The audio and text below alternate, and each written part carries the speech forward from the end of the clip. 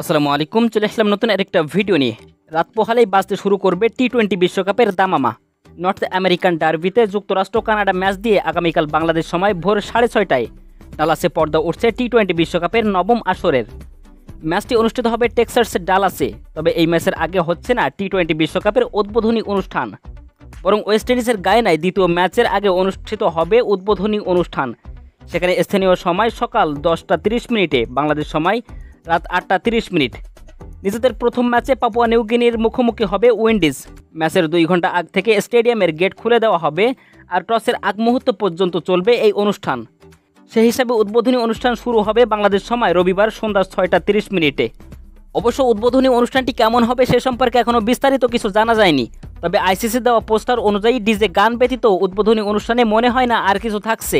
ডিজেদের মধ্যে থাকবেন David radar, রবি B, Irfan Alves, Arne ও ultra.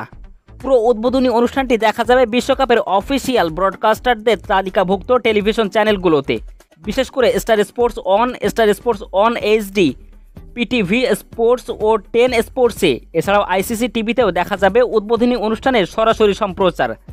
বাংলাদেশের দর্শকরা নাগরিক টিভিতে সরাসরি অনুষ্ঠানটি দেখতে পাবে। তো বন্ধুরা, এই ছিল আজকের ভিডিওটি ভালো লাগলে অবশ্যই একটি লাইক করে দিবেন।